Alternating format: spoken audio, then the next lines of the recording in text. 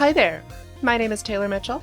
I am the lead artist at Lunarust software, and today I'm going to be talking about the design behind the main monster for our game.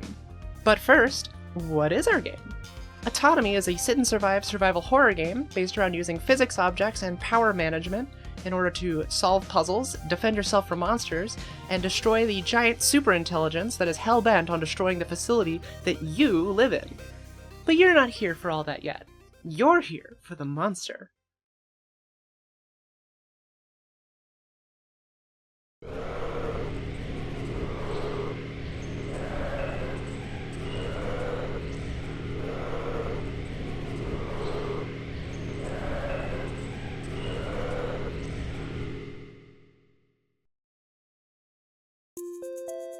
Pretty cool, huh?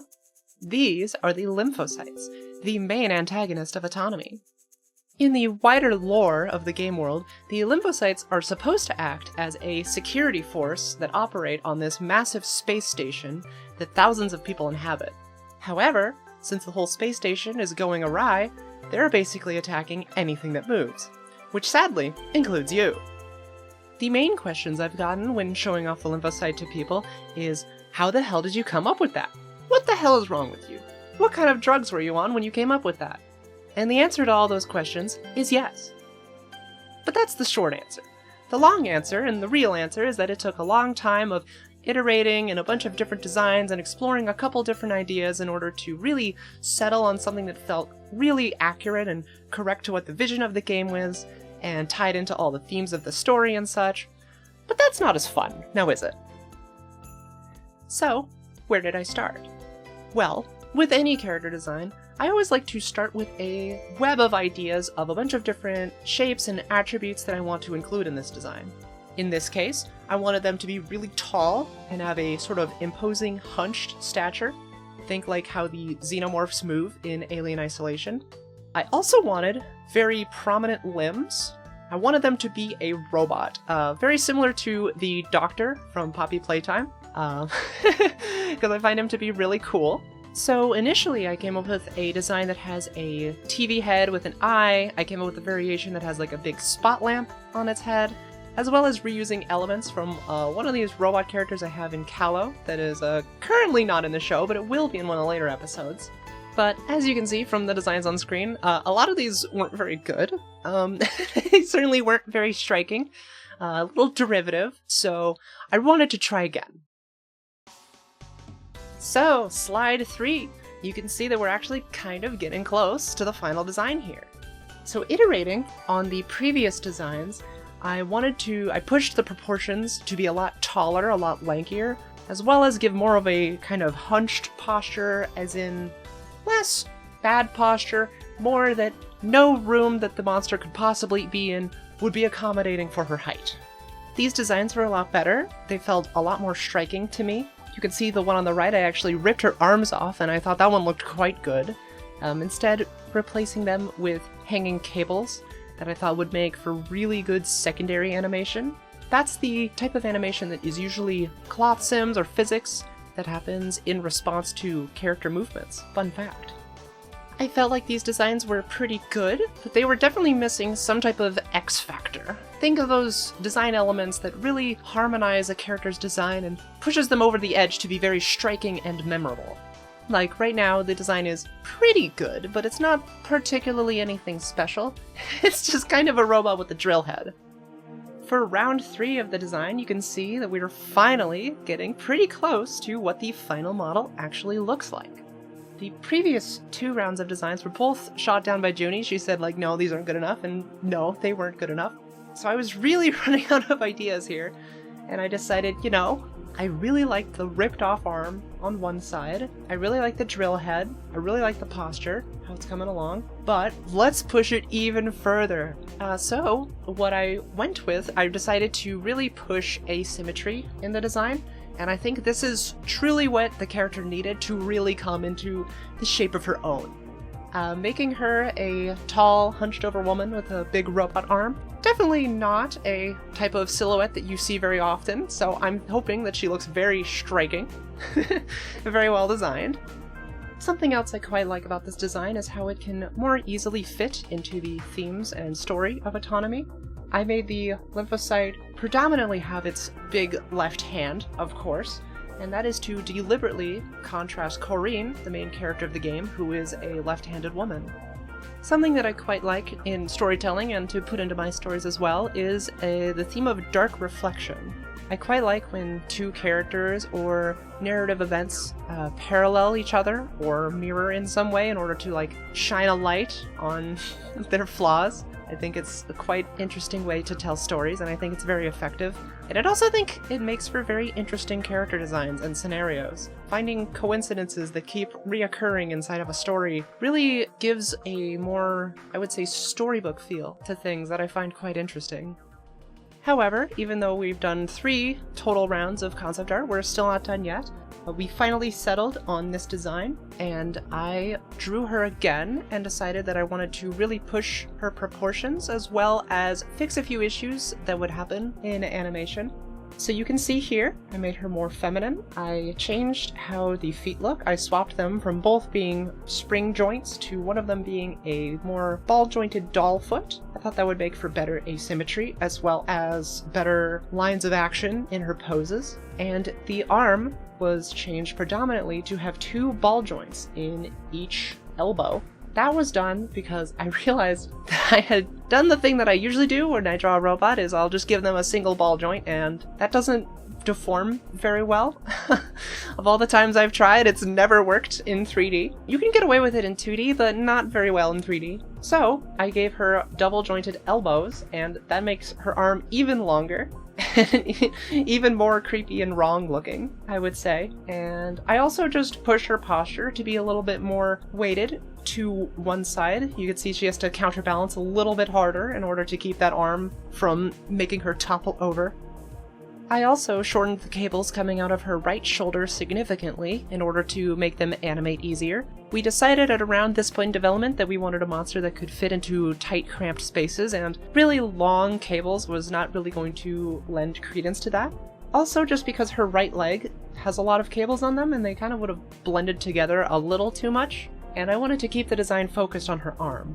The only real difference between this drawing and the final is I gave her a headlamp. This was so she could look around instead of having just the drill. The drill I found was really cool, but it was hard to make her look directly at the player. Facing the drill straight at them kind of gives some silhouette problems and some readability issues. But Giant Spotlight also just lets her have her arm hang behind her while she runs while still chasing you with a light. So that light will get brighter as she gets closer. And it also lets me put a cool spotlight cone on her head, which really feels like it cements the design as like perfect, because now you've got this big bright spot where her head is, and it's illuminating the drill, and you've also got one on her arm, which is constantly moving and waving around, and they contrast each other very well while complementing the rest of her design. So now I think it would be good to take a quick look at her model.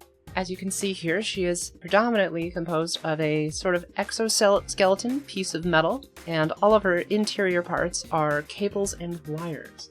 If you look really closely here, you can see that all of these cables and wires actually do connect to different parts of her body. Some of them go all the way from her leg up through her arm. Some of them connect from the inside of the torso. Some of them weave around through her pelvis. Some of them go really crazy through all of her other tubes and cables and stuff. And of course, a good amount of them just pop out and hang from her right shoulder. Here you can get a better look at her ball joints and how they connect to different parts of her body. Originally, the parts on her elbows here were going to bend, but then I decided to just kind of lock those down and make sure that they stayed in place. It just simplified the animation process quite a bit and made her rig a lot easier to work with. But predominantly, you can see that there is a single pole that goes into the ball joint, and then the 2 side pieces swivel and function like an elbow. The only one of these joints I had to cheat was the one on her foot.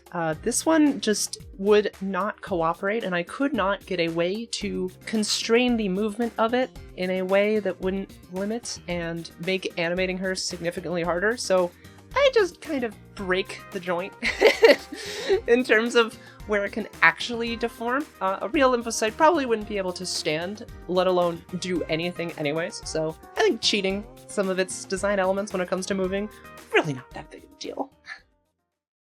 So, time to start with the texture process. Like all of my models, I brought her into Substance Painter, and as you can see here, she's in a bit of a funny pose.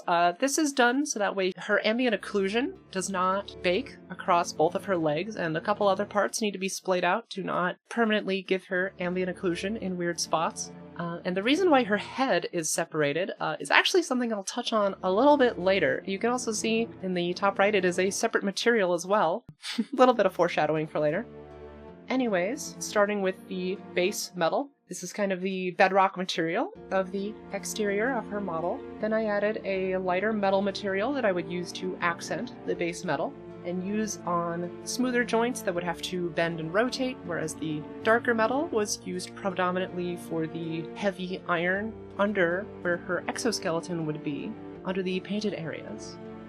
Then I added some red accent stripes in order to really work as a separator between the light and dark areas of her model, as well as giving her a little bit more pop and a little bit more of a danger color added to her design to really make her stand out. Next, I added what seems to show up in all of my models is this rust fine material.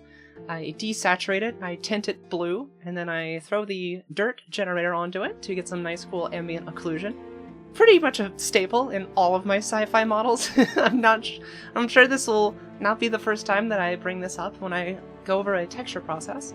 Then I also added a bit of metal edge wear. This is another staple in a lot of my models, and I think it looks quite good. Gives her a little bit more of a worn look, and because of how it lands on her model, her drill in particular gets very worn, and I think that's good because it's very accurate to, of course, what a drill would be. Given that it is painted white, that would get worn off incredibly quickly. Something else I wanted to experiment more with Autonomy as a project is introducing baked lighting as part of the texture itself. Baked lighting, of course, is quite nice in terms of getting a lot of fidelity and a bit more detail at the sacrifice of sometimes your lighting is not going to be accurate to the scene it's in. So I went a little subtle with this one. I gave her a bit of a orange highlight and a purple underlight just to give a tiny bit more color variation to her model because she is very, very monochromatic. And that is it for the texture process. All of her pipes are done using a tiling material that I also made in Substance Painter. This pipe material is getting used pretty much everywhere in Autonomy. It's a really good material. This is probably going to show up later in a lot of other projects just because I'm really happy with how it turned out. The next part that we're going to move on to is probably the most difficult part of making the Lymphocyte, and that was her rig. As you can see here, it's almost, I think, over 400 bones, maybe 350, 400 bones. Yeah. Yeah. Yeah. I think that kind of speaks for itself. The majority of these bones are actually dedicated to, as you could guess, all of these disparate physics cables hanging around, as well as the mass of problems that is her arm. I can't even really begin to describe how her arm rig works. It's kind of just a total disaster. Getting this thing to switch between FK and IK was not easy, especially since the arm itself actually has to extend and contract to change in size. Very easy way in order to shove your IK target off of position. Not very fun. Because of this, her arm is predominantly animated in FK, and it is quite difficult in order to animate all of the physics movement that it has to do. Not my first time doing this, thankfully, but I did a lot of it for Calo Part 5, just casually having a character take off their jacket or try to put a blindfold on. Very difficult because those have to interact with the character's hands and movement, I elected to, instead of trying to hack something together with physics, to just animate them by hand, so I would say I have a good amount of experience doing this sort of thing. Another problem area on her rig was, of course, her feet. Given that most of the time she's going to be putting her weight on the ball of her foot instead of the heel, she can't have a normal foot rig on the right side. So I elected to give her a secondary pivot that she can rotate around that point in order to make some of her animating a little bit easier. And on the spring arm leg, it's kind of a complete disaster. Once again, complete disaster going on this rig. She has to have, like, 6 different chains of bones for FK, IK, and a couple other things going on in order to make her leg deform like a normal IK rig. Part of this is there's a problem with her rest pose where her knee is actually behind where her hips are. So in order to make her leg have IK, I have to do a lot of cheating. When I could have probably just changed her bind pose, but I really didn't want to do that, especially since everything was already put in place, and by the time I was rigging her, a lot of our other parts of her rig were already done. So I elected to hack together the worst thing imaginable, and it works most of the time. This little spring actually looks for a floor point in the blend file, so that way it will try to compress, emphasis on try, to make it not clip through the floor. I also tried to use the same floor constraint in order to make the bottom of her foot squish and bend a little bit in response to the floor and as she moves, instead of just clipping through the ground.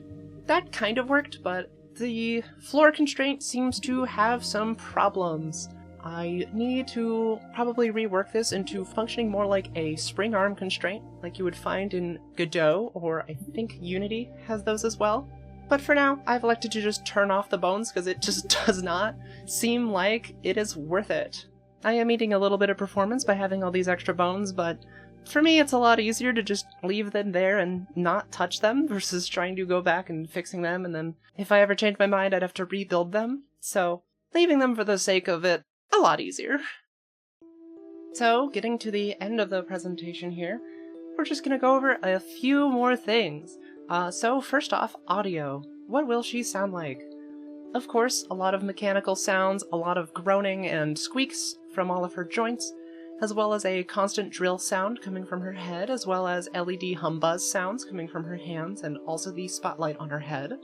For her vocalizations, I wanted her to be doing a lot of screaming, as is good with all horror monsters. I think it is important that she sounds like she is always in pain, or miserable in some way, which sounds a little sad now that I'm saying it out loud, but it is true. I think it makes for really scary monsters to have them be in some type of pain or distortion. I also have a scare planned where the lymphocytes will occasionally scream Corinne's name at her, as if they are trying to attack her personally. Some example sounds I can give are from the previous game that we worked on, Heart of Ganymede. The giant lizard monster has some really good screams that I would like to kind of do something similar to again for Autonomy. Alright, one more secret bonus slide. Wanted to show off a little bit of cut content involving the lymphocyte. One of the original plans that we had was for her to have a different head based off of how she would attack the player, and so she had 4 different configurations, each one would attack in slightly different ways. We actually decided to remove this because it was bad for development, and honestly, the drill head just looked the best. I think my second favorite is the cell tower head, and that one actually got a little bit modeled, but never got textured or ever rigged. So yeah, that's just a little bit of a bonus for you at the end of the video. Anyways, this is now the end of the video, so thank you very much for watching. If you're interested in the game, you should check out our Steam page once we get that up. It'll be in the top of the description or the pinned comment, and drop a wish list once those are there. You can also join our community Discord if you're interested in hanging out and chatting. We host game nights every few weeks or so, and posting all the time about the active development of Autonomy. And if you're interested in our previous title, you can check out the link on the right there. That'll take you to the Lunarust itch page where you can play Heart of Ganymede, our previous game. It is similar to Autonomy, where it is a sit-and-survive physics-based horror with a bunch of girls in it. Very cool. So, if you're interested in those, go check them out. And anyways, I'll see you around next time for another devlog.